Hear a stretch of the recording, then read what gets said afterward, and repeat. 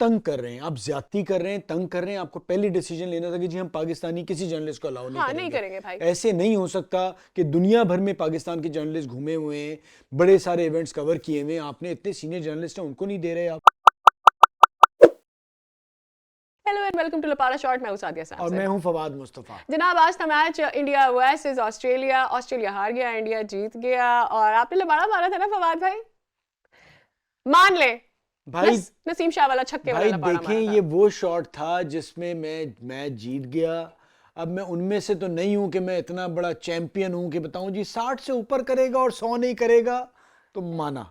हाँ, ऐसा ही था और यही हुआ था। तो मैं इसी को तुक्का मारा आपने और अब आप कह रहे हैं कि जी जीत गया, जीत गया, बिल्कुल मुझे कोई इस तरह की वो नहीं है जिसको मैं जस्टिफाई ना कर सकूं कि भाई कैसे कहा था 60। एक आमद हुई थी। नहीं तो फिर केएल राहुल के लिए भी करते थे कि मैन ऑफ द मैच बनेगा। मैं बता रहा हूं आपको, एक आमद हुई थी, लेकिन वो शॉट ऐसा था कि मैच जिता गया, मुझे प्रेडिक्शन सही हो गई, बात खत्म। मैं मान लेने की कोशिश करूंगी। Anyways moving on. जब मुझे ये बोलना था कि टॉस जीता था आज ऑस्ट्रेलिया ने। जितनी भी टीमें अभी तक मैंने देखा है कि कहीं भी हो रहे हैं मैचेस, अगर टॉस जीतते तो प्रेफर करिए कि वो लेटर बैट करें। तो मुझे लगा कि यार ये कहीं गलत फैसला भी हो गया है। और वेदर बहुत ही वियर्ड था आज, इतना ड्यू। देखिए, जब आपके जहन में खौफ आता है ना तो आप गलत फैसला कर जाते हैं। सही। उनके जहन में खौफ ये था कि स्पिन विकेट है, बाद में जाके अगर होगा तो और ज्यादा परेशानी होगी। वो ये चीज भूल गए कि जो ड्यू फैक्टर है वो सब कुछ खत्म कर देगा। तो स्पिनर्स ने तंग किया, इंडिया के स्पिनर्स बहुत अच्छे थे। उसका नुकसान ये हुआ कि ऑस्ट्रेलिया 199 कर सका। फिर जब आउट किए सारे उन्होंने, तो चौथा जो कैच छूटा है उनसे, जो कोहली का, वो बेसिकली मैच छूट गया। वो मैच छूट गया, उसके बाद चेंज हो जाता। लेकिन बाद में हुआ ये कि बॉल गीला होना शुरू हो गया, ना वो ब्रेक कर रहा था ना स्विंग कर रहा था, तो वो गलती हुई। आपने डिसीजन खौफ से हटके करना है, आपने ये नहीं सोचना, आपने ये जरूर जहन में होना। और आगे मुझे लगता है वर्ल्ड कप में बड़ा को फर्क डालेगा ये ड्यू फैक्टर। हम पहले से बात कर रहे हैं और ये खराब से खराब हालात होते जा रहे हैं, तो ये एक बड़ा मसला नजर आ रहा है। वेल, यहाँ पर वक्त हो गया है कि हम चले आदिल के पास फॉर द टर्निंग पॉइंट। वापस आएंगे तो मजीद भी बात करें।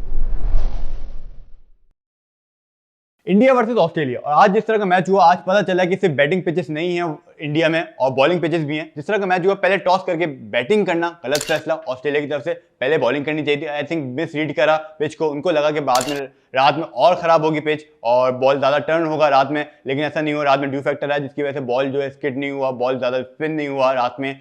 और ये एक टर्निंग पॉइंट था ऑस्ट्रेलिया के मैच में। दूसरे टर्निंग पॉइंट की बाद में बात करते हैं, पहले बात करते हैं ऑस्ट्रेलिया की बैटिंग की। ऑस्ट्रेलिया बैटिंग पे आया, 199 रन बनाए जो कि बहुत कम थे। जिस तरह की बॉलिंग, जिस तरह की स्पिनर्स ने बॉलिंग करी है इंडिया के, आई थिंक बहुत अच्छी बॉलिंग करी है। जडेजा हो गया या रश्मिन हो गया या कुलदीप यादव हो गया, 6 विकेटें ली दोनों तीनों स्पिनर्स ने।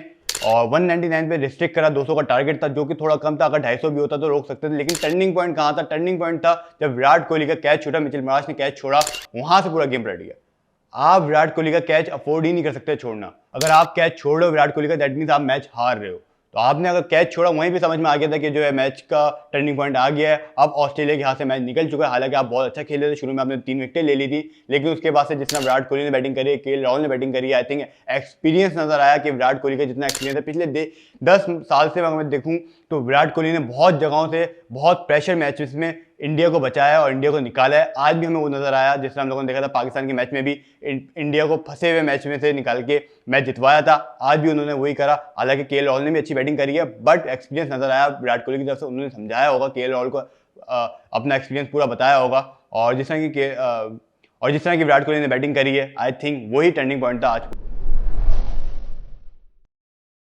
तो वेल, मेरे ख्याल में similarly the way you said that Virat Kohli का catch was a turning point, obviously वैसा ही कुछ हमें नजर में आया। आदिल को भी यही लगता है।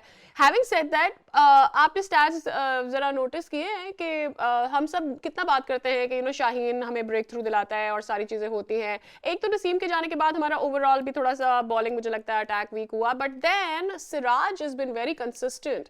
सो आई थिंक उसको वो ड्यू क्रेडिट मिलना चाहिए, उसका जो रिकॉर्ड रहा है विद द वनडे।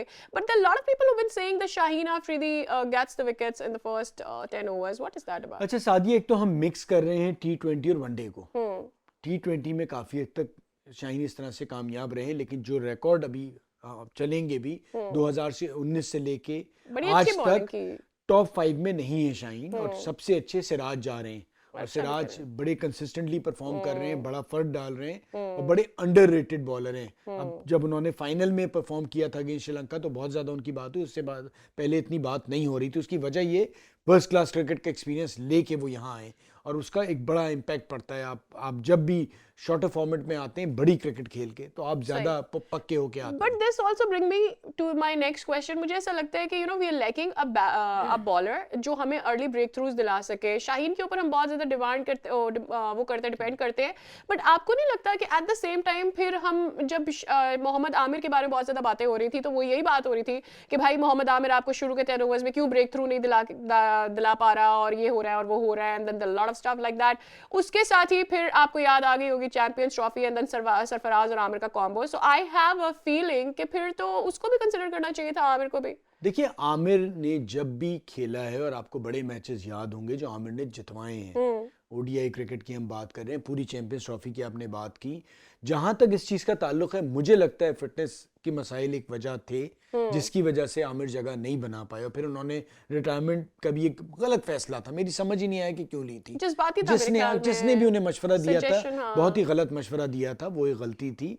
तो इसलिए अब उस चीज़ पे बात करना बेकार है। लेकिन हाँ, अगर हमने वर्ल्ड कप जीतना है, आगे जाना है, कि पहले 10 ओवर में आउट करने में हमें बेहतरी लानी होगी। ऑलरेडी आप देख रही हैं कि बीच में स्पिनर आउट नहीं कर रहे हैं, तो ये चीज़ हमें बेहतर करनी होगी। और मुझे ये बताएं, ये आईसीसी ने क्या लपाड़ा मारा? पता नहीं आईसीसी का लपाड़ा होगा या बीसीसीआई का लपाड़ा होगा इमाद वाले मामले पर, कि मतलब अब व्हाट्सएप के थ्रू जर्नलिज्म ये किस किस्म की तरीकाकार है? एक बंदे ने इतना ट्रैवल किया हुआ है और इतने ट्रैवलिंग करने के बाद भी उसके साथ ये तरीका होता है बर्ताव करने का? आपको नहीं देना वीजा, आप डंके की चुटकुला नहीं देना हमें आपको वीजा, ये क्या तरीका है? नहीं, आप तंग कर रहे हैं, आप ज्यादती कर रहे हैं, तंग कर रहे हैं। आपको पहले डिसीजन लेना था कि जी हम पाकिस्तानी किसी जर्नलिस्ट को अलाउ नहीं करेंगे भाई। ऐसे नहीं हो सकता कि दुनिया भर में पाकिस्तान के जर्नलिस्ट घूमे हुए हैं, बड़े सारे इवेंट्स कवर किए हुए हैं, आपने इतने सीनियर जर्नलिस्ट हैं उनको नहीं दे रहे आप।